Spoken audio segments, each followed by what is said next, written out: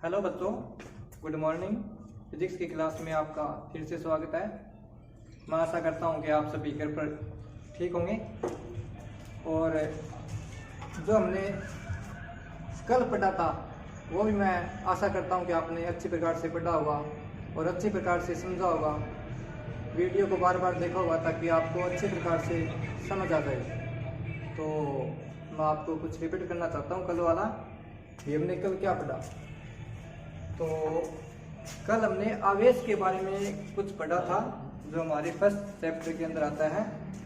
तो उसके बारे में किस वैज्ञानिक ने सर्वप्रथम बताया और किसने इसके प्रकार बताए। तो उसमें कल वाले टॉपिक में जो हमने पिछली क्लास में पढ़ा है उसमें एक चीज इंपॉर्टेंट है कि आवेशों के प्रकार किसने बताया था। तो आवेशों के प्रकार सन 1700 ईस्वी में बेंजामिन फ्रैंकलिन ने बताया था और अपने 2-3 प्रयोगों के आधार पर, जिससे कि हमें यह पता चला था कि आवेश है वो दो प्रकार के होते हैं, एक तो पॉजिटिव और एक नेगेटिव। तो वो एक ऐसी चीज है जो आपको अच्छी प्रकार से गौर करने वाली है। तो आप है ना ध्यान से पढ़ें। और आज वाले टॉपिक में हम उसी चैप्टर का आगे वाला टॉपिक है जो बहुत ही आसान है, आवेशन की विधियां पढ़ेंगे। और आवेशन की विधियां मैंने कल ही बताया था आपको पिछली क्लास में कि आवेशन की विधियां 3 है। आवेशन की विधियों का मतलब है कि किसी वस्तु को किस प्रकार हम आवेशित कर सकते हैं। जो अनावेशित वस्तु है उसे हम किस प्रकार से आवेशित कर सकते हैं। ये हमारी 3 विधियों के अंतर्गत आता है, जिसमें से पहली विधि हमारी घर्षण द्वारा, दूसरी विधि है चालन द्वारा और तीसरी विधि है प्रेरण द्वारा। तो इससे पहले आपको एक चीज और गौर करनी है, वो आपको मैं बता रहा हूं कि आप ये बात जानते हैं कि नहीं कि अनावेशित जो वस्तु है, जो उदासीन वस्तु है, उसके अंदर भी इलेक्ट्रॉन या प्रोटॉन होते हैं नहीं। उसके अंदर भी इलेक्ट्रॉन या प्रोटॉन होते हैं नहीं। तो जैसे मैं आपको एक चीज बता रहा हूं, उसको आप ध्यान से पढ़ें, ध्यान से उसे नोट करें ताकि आपको पता चल जाए कि अनावेशित या उदासीन वस्तु है उसमें इलेक्ट्रॉन या प्रोटॉन होते हैं कि। देखिए, आवेशन की विधियां इसके बाद ही पढ़ेंगे हम। पहले आपको ये पता होना चाहिए कि अनावेशित वस्तु के अंतर्गत या अनावेशित वस्तु के अंदर क्या क्या आता है। जैसे मान लिया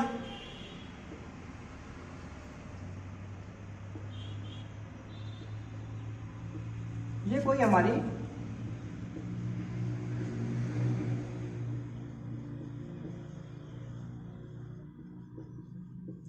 अनावेशित वस्तु है। अनावेशित वस्तु का मतलब है कि इसके अंदर इलेक्ट्रॉन की संख्या और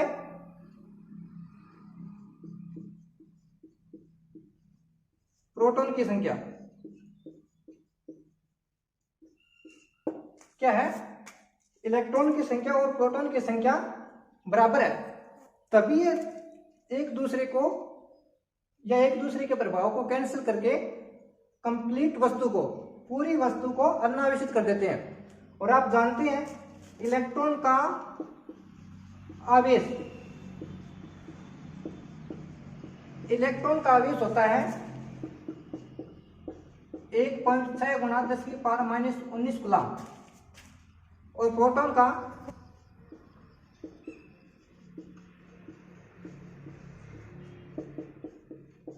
आवेश होता है 1.6 गुणा 10⁻⁻19 कूलम।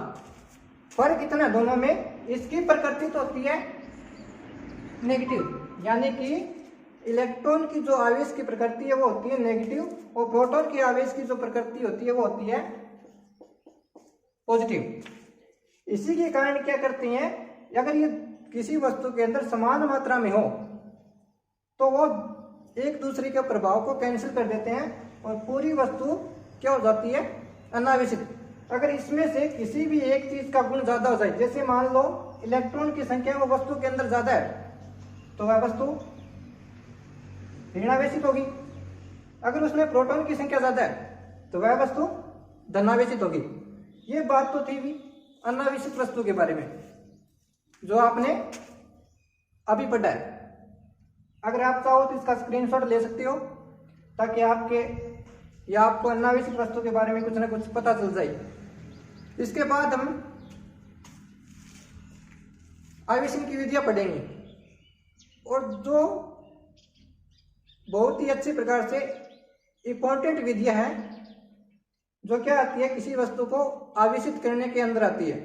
तो हमें तीनों विधियों के नाम लिखेंगे सर्वप्रथम और उनको एक के बाद एक्सप्लेन करेंगे, ठीक है। तो हम सर्वप्रथम जो विधियां हैं उनके बारे में ध्यान करें तो प्रथम विधि आती है हमारी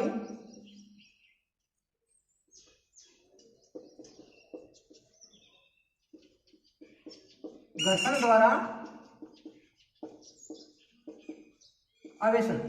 प्रथम विधि है घर्षण द्वारा आवेशन, यानी चार्जिंग बाई फ्रिक्शन।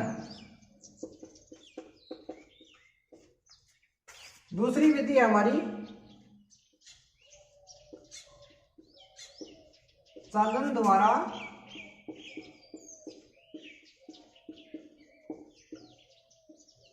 आवेशन, यानी चार्जिंग बाई कंडक्शन। और तीसरी विधि है हमारी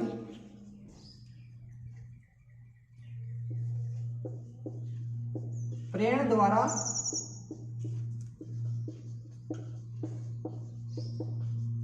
आवेशन, यानी चार्जिंग बाई इंडक्शन। तो ये तीन विधियां भी जो क्या किसी वस्तु को आवेशित करने की है। तो इसमें हम सर्वप्रथम घर्षण द्वारा आवेशन पढ़ेंगे जो बहुत ही आसान है और आपने ये पहले पढ़ चुके, कल पिछली क्लास में पढ़ चुके। घर्षण द्वारा किसी वस्तु को किस प्रकार हम आवेशित कर सकते हैं। तो हम प्रथम विधि को पढ़ते हैं और प्रथम विधि कौन सी है, घर्षण द्वारा आवेशन। तो इसमें क्या करते हैं, अभी इसके बारे में थोड़ा सा आपको एक्सप्लेन कर दूं मैं कि इसमें शुरुआत के अंदर दो अनावेशित वस्तु लेते हैं जो क्या है, जिन पर किसी भी प्रकार का कोई आवेश नहीं है। उन दोनों अनावेशित वस्तुओं को लेकर परस्पर घर्षण करवाते हैं और घर्षण करवाने के बाद एक वस्तु से इलेक्ट्रॉनों का स्थानांतरण दूसरी वस्तु के अंदर होता है, जिससे एक वस्तु पर धनावेश और दूसरी वस्तु पर ऋणावेश आ जाता है। और आप जानते हैं, मैंने कल भी यह बताया था पिछली क्लास में कि जिस वस्तु से इलेक्ट्रॉन निकलते हैं उस वस्तु पर कौन सा आवेश आता है, धनावेश। और जिस वस्तु के अंदर इलेक्ट्रॉन प्रवेश करते हैं उसके ऊपर कौन सा चार्ज आता है, नेगेटिव चार्ज आता है। तो हमें इसका मेथड देख ले डायरेक्ट, आपको ऐसे ही समझ में आ जाएगा। ये मान ली हमने दो वस्तुएं हैं ए बी, जो दोनों क्या है,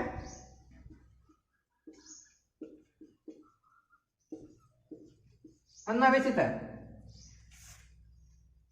ये कौन सी कंडीशन है, घर्षण से पूर्व। अगर हमें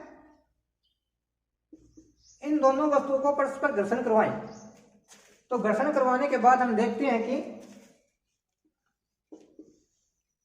एक वस्तु पर तो धनावेश आ जाता है तथा दूसरी वस्तु पर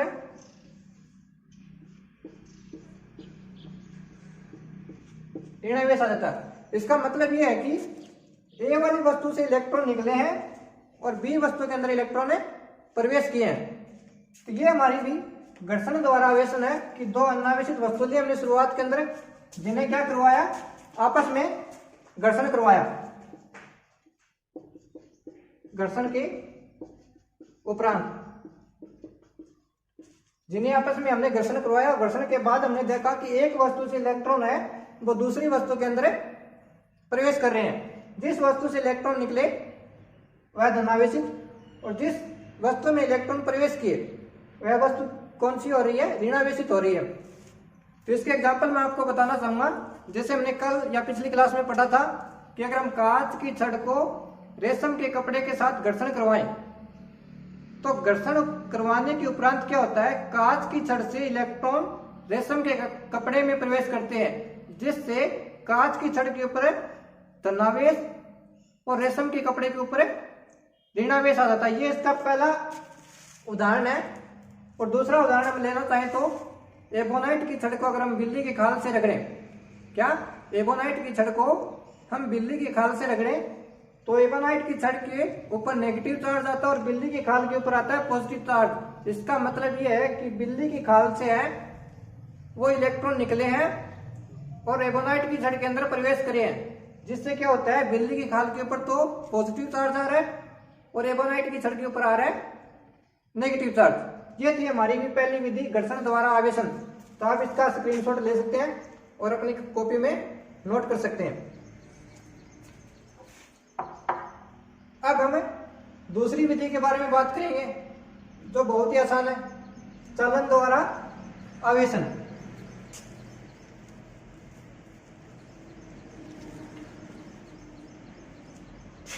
दूसरी विधि हमारी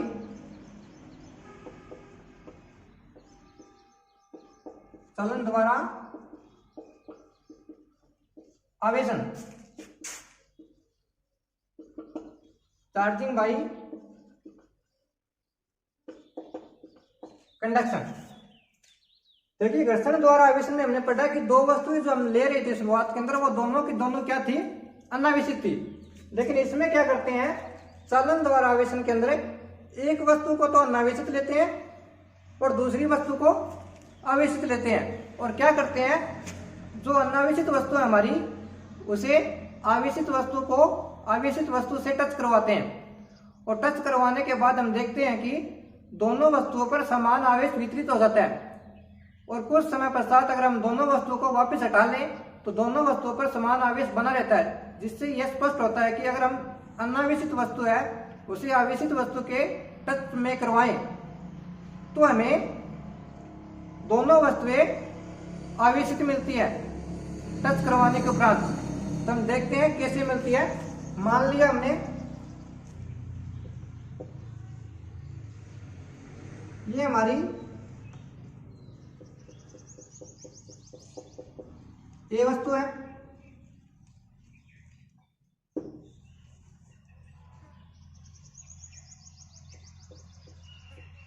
जिसे हमने कुछ अलग स्टैंड पर रख रखा है, और ये हमारी है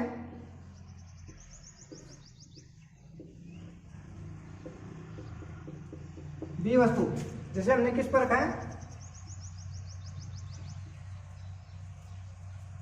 कुछ अलग स्टैंड पर रख रखा है। ये तो हमारी अनावेशित,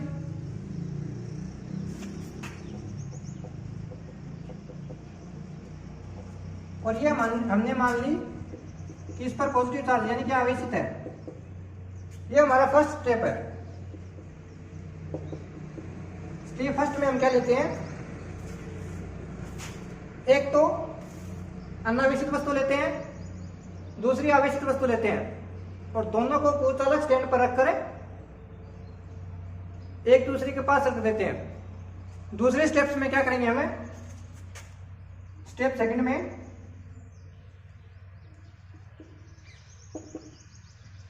कि अनावेशित वस्तु को आवेशित वस्तु से टच करवाते हैं, यानी कि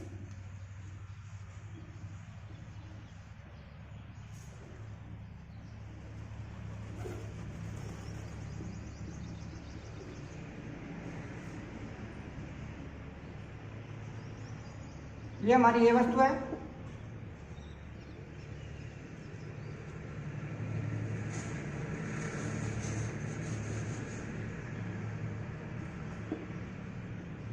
ठीक है, और इसके टच में करवा रहे हैं हम दूसरी वस्तु जो हमने ली है।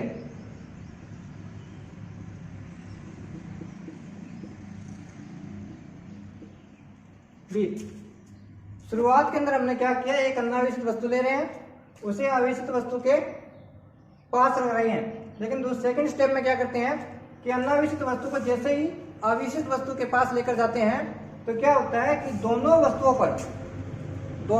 पर समान आवेश समान मात्रा में वितरित हो जाता है। तो तीसरे स्टेप्स में हम देखते हैं कि जैसे ही हमें इन्हें टच करवाने के बाद अलग अलग करते हैं तो हम देखते हैं कि दोनों वस्तुएं हैं वो हमें समान रूप से आवेशित मिलती है। कैसे?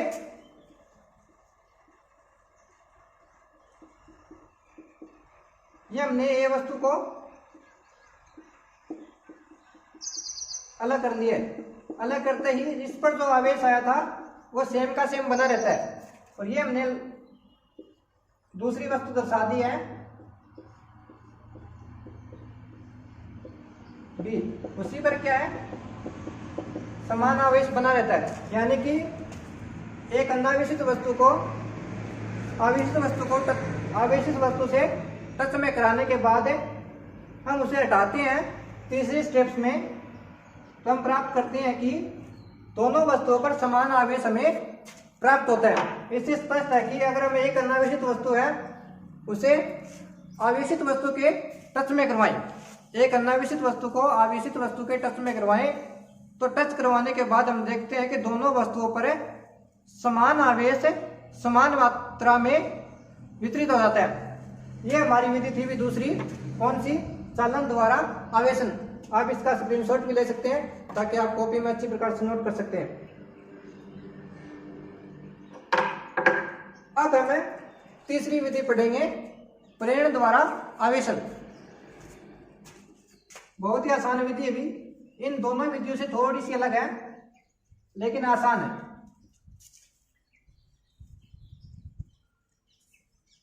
तो तीसरी विधि हमारी प्रेरण द्वारा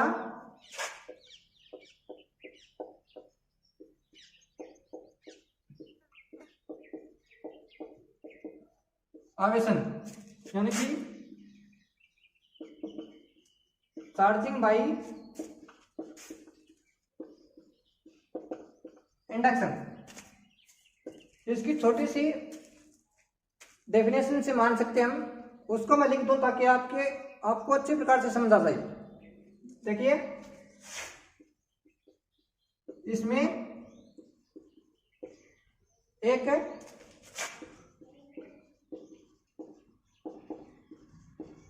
अनावेशित वस्तु के पास है, इसमें एक अनावेशित वस्तु के पास है,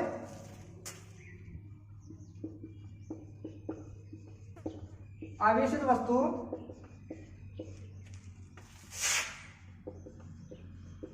बिना स्पर्श कराए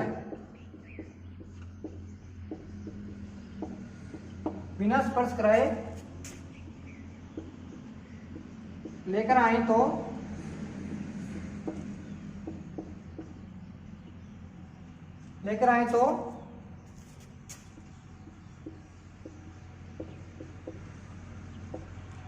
अनावेशित वस्तु पर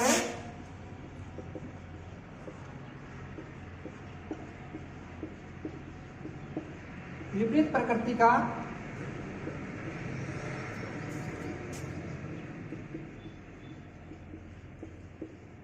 आवेश प्रेरित हो जाता है।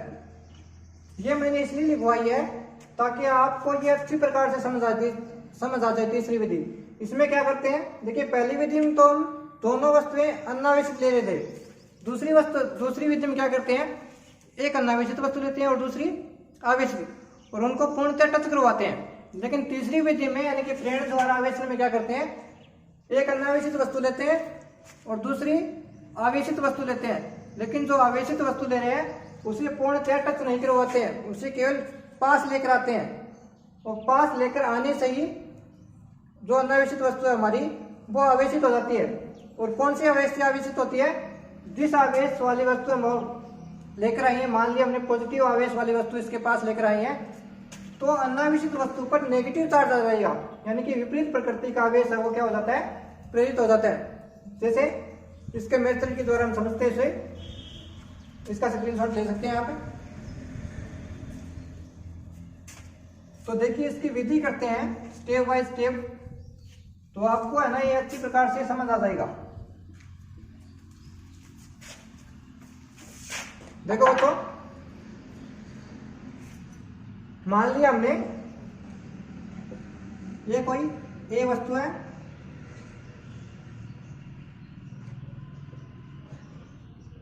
जो क्या है?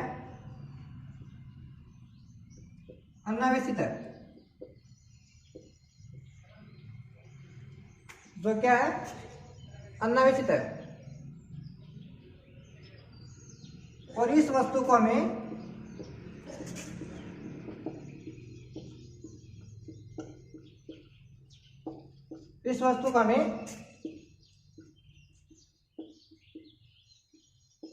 धनावेशित करना है। तो आपको पता ही है कि अगर हम इसके डेफिनेशन में पढ़ चुके हैं कि अगर हमें इसे धनावेशित करना है तो जो हम इसके पास ला रहे हैं आवेशित वस्तु वो कैसी होनी चाहिए? वो हमें कौन सी लेनी होगी? तो वो अगर हम नेगेटिव वाली वस्तु लेंगे तभी ये वस्तु हमें धनावेशित प्राप्त होगी। जिसे स्टेप वाइज करते हैं हम। ये हमारा प्रथम स्टेप है जिसमें हमें एक अनावेशित वस्तु ले रहे हैं। दूसरे स्टेप्स में क्या करते हैं?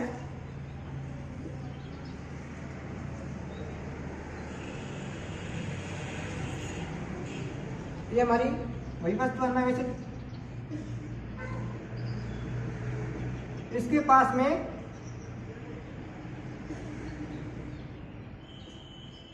धनावेशित करना है ना, इसे धनावेशित करना है तो इसके पास में नेगेटिव छड़, ऋणात्मक चार्ज वाली छड़ें लेकर आते हैं। जैसे ही इसके पास नेगेटिव चार्ज वाली छड़ लेकर आए तो हमें पता है कि इसके अंदर जो अनावेशित वस्तु है उसमें समान मात्रा में नेगेटिव और पॉजिटिव चार्ज पाए जाते हैं, इलेक्ट्रॉन और प्रोटॉन पाए जाते हैं। तो जैसे ही यह वस्तु इसके निकट आती है तो हम जानते हैं कि नेगेटिव चार्ज और पॉजिटिव चार्ज में क्या होता है? अट्रैक्शन होता है। तो इस सतह पर, इस वस्तु के इस सतह पर तो पॉजिटिव चार्ज आ जाएगा और इस सतह पर कौन सा चार्ज आ जाएगा?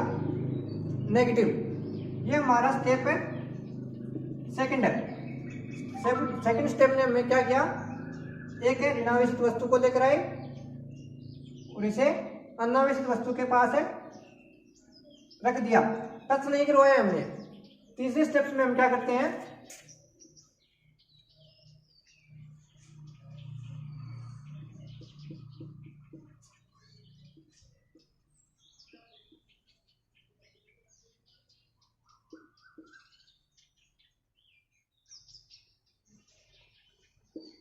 तीसरे स्टेप्स में ये हमारी वस्तु वही है, यहाँ पर पॉजिटिव चार्ज है, यहाँ पर जो नेगेटिव चार्ज था ना उसे हमने कर दिया है वो संपर्कित। क्या कर दिया है? वो संपर्कित, जिससे इस वस्तु का नेगेटिव चार्ज जो पृथ्वी में समाहित हो जाएगा। और यहाँ पर है इसके साथ में वो कौन सी छड़ बनी हुई है? नेगेटिव वाली छड़ है, इसके साथ पास ही है। ये हमारा है step number third. First step में हमने क्या किया?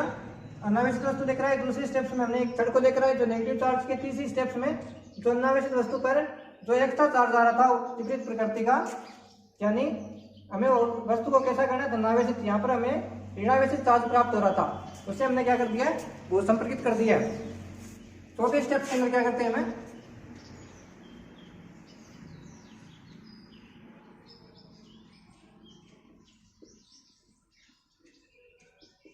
ये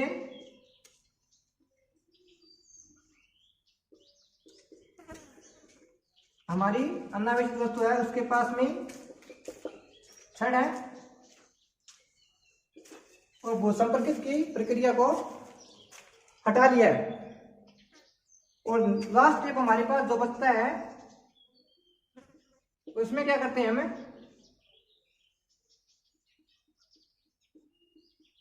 इस आवेशित छड़ को भी हटा लेते हैं, जिससे हमें इस वस्तु पर पूर्णतया धनावेश प्राप्त होता है। तो ये थी भी हमारी प्रेरण द्वारा आवेशन। फिर से मैं रिपीट कर रहा हूं, शुरुआत के अंदर एक अनावेशित वस्तु लेते हैं, उसके पास में हमें विपरीत प्रकृति की एक आवेशित वस्तु लेकर आते हैं। मान लिया हमें इस अनावेशित वस्तु को धनावेशित करना है, तो यहाँ पर हमें नेगेटिव चार्ज वाली आवेशित वस्तु लेकर आएंगे। दूसरे स्टेप्स में हमने जैसी आवेशित वस्तु लेकर आए, जो अनावेशित वस्तु थी उसमें समान मात्रा में नेगेटिव और पॉजिटिव चार्ज पाए जाते हैं, जिससे इसकी पास वाली स्टेप पर तो पॉजिटिव चार्ज आ गए और दूसरी स्टेप पर नेगेटिव चार्ज चले गए। तीसरी स्टेप्स में हमें इस वस्तु को धनावेशित करना है, इसलिए इसके नेगेटिव चार्ज को पृथ्वी से भू संपर्कित कर दिया, जिससे इसके सभी नेगेटिव चार्ज पृथ्वी के अंदर चले गए। चौथे स्टेप्स में हमने क्या किया है, भू संपर्कित की प्रक्रिया को हटा लिया। और पांचवें स्टेप्स में अंदर हमने जो आवेशित वस्तु ली थी वो भी हटा ली है, जिससे हमें जो शुरुआत के अंदर हमने अनावेशित वस्तु ली थी वो क्या प्राप्त हो रही है, हमें आवेशित प्राप्त हो रही है, और वो भी कौन सी, धनावेशित, जो हमने शुरुआत के अंदर मान के चला था। ये थी भी हमारी प्रेरण द्वारा आवेशन की विधि। 3 विधियां हमने आज पढ़ ली है। पहली है घर्षण द्वारा, दूसरी है चालन द्वारा और तीसरी है प्रेरण द्वारा।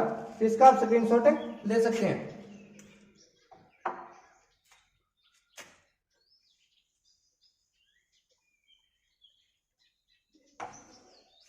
तो हमारा भी ये तीनों विधियां हमने जो आवेशन की पढ़ी है कि भी किसी भी अनावेशित वस्तु को किस प्रकार आवेशित कर सकते हैं। आसान सी विधियां तीनों आप अच्छी प्रकार से पढ़ें और नोट कर लेंगे। अब हम पढ़ेंगे एक अच्छा सा टॉपिक है हमारे +2 क्लास का फर्स्ट चैप्टर का, विद्युतदर्शी इलेक्ट्रोस्कोप। ये भी क्या करता है, अभी किसी वस्तु के ऊपर जो आवेशित वस्तु है उस पर आवेश की मात्रा के बारे में बताता है, और साथ में यह भी बताता है कि उस वस्तु पर कौन सा आवेश है, नेगेटिव आवेश है या पॉजिटिव आवेश है। तो इसका नाम है हमारा नेक्स्ट टॉपिक का विद्युतदर्शी।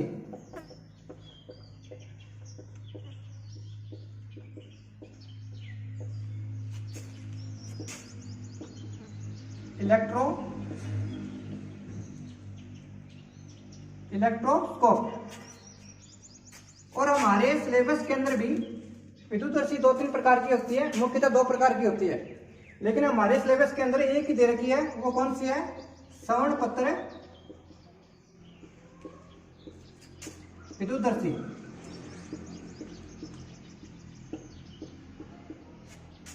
इनकी गोल्ड लीफ है इलेक्ट्रोस्कोप। इसके बारे में हम पढ़ेंगे व्यास। आसान सा है टॉपिक ये, लेकिन आपको बता दूं कि श्रवण पत्र विद्युतदर्शी क्या काम आता है। एक तो क्या करता है,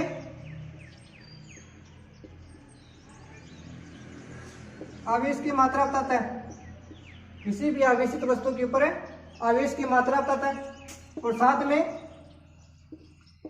उसकी प्रकृति बताता है।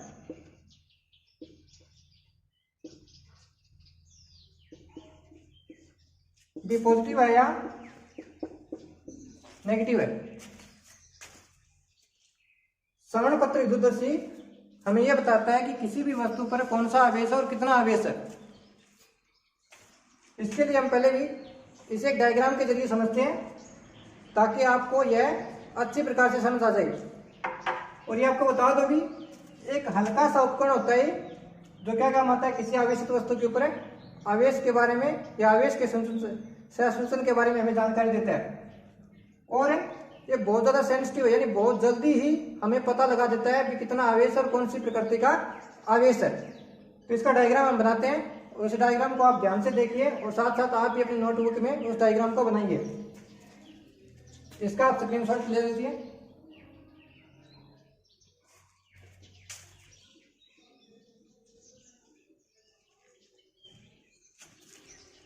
विद्युतदर्शी का डायग्राम है, तो श्रवण पत्र विद्युतदर्शी है, जो हमारी बुक में दे रखा है वही मैं उसको बना रहा हूं। आप ध्यान से देखिए।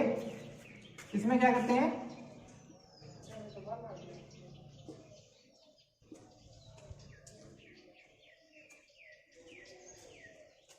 शुरुआत के अंदर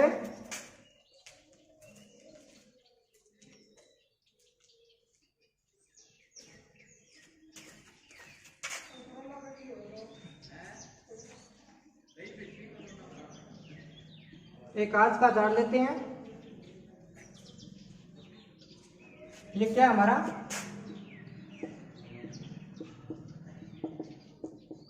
कांच का जार। इसके अंदर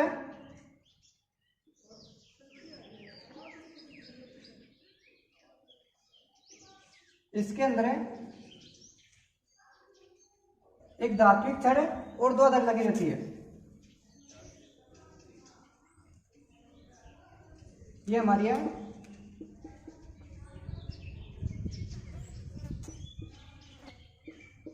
धात्विक छड़। और इस कांच के जार के ऊपर भी एक रबड़ का कॉर्क लगा होता है।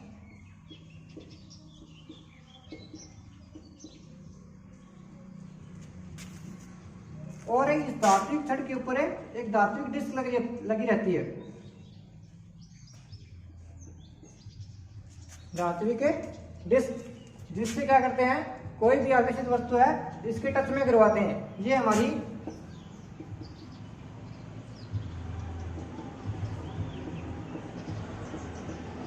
धात्विक डिस्क। और यहां पर हमें क्या आवेशित वस्तु लेकर आते हैं।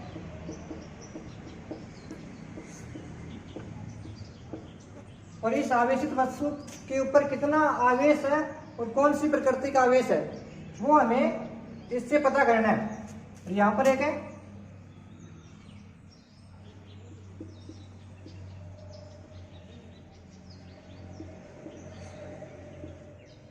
वो संपर्कित बिंदु लगा होता है। इसकी खास तौर पर जरूरत नहीं पड़ती है, लेकिन कभी कभार काम में आ जाता है। और इसके नीचे भी जो धात्विक डिस्क, जो धात्विक छड़ हमने लगा रखी और जो अदर है इसके नीचे लगी होती है श्रवण पत्तियां।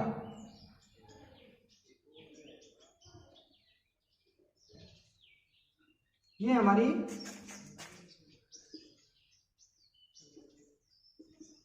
श्रवण पत्तियां। तो ये भी हमारा श्रवण पत्र है।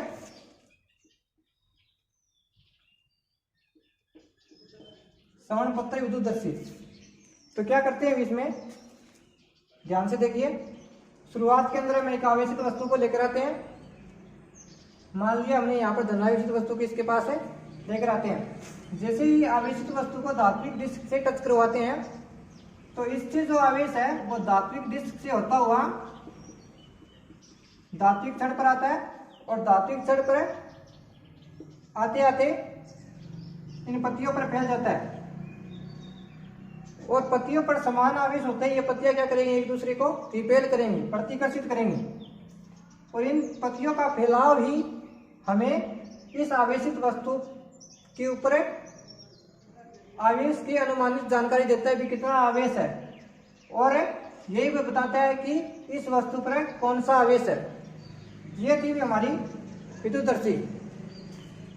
भी अगर हमें इस उपकरण के अंदर क्या काम में लेते हैं, आवेशित वस्तु को लेकर आते हैं, उसे धात्विक डिस्क से टच करवाते हैं। जैसे धात्विक डिस्क से टच करवाया हमने, इससे आवेश होते होते धात्विक छड़ पर आता है, धात्विक छड़ से इन पत्तियों पर आ जाता है।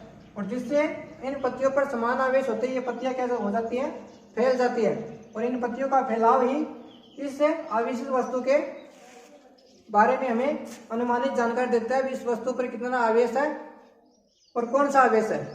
तो यह था हमारा विद्युतदर्शी। तो बच्चों, आज का टॉपिक हमने कंप्लीट कर लिया है और इसका आप स्क्रीनशॉट भी ले लीजिए।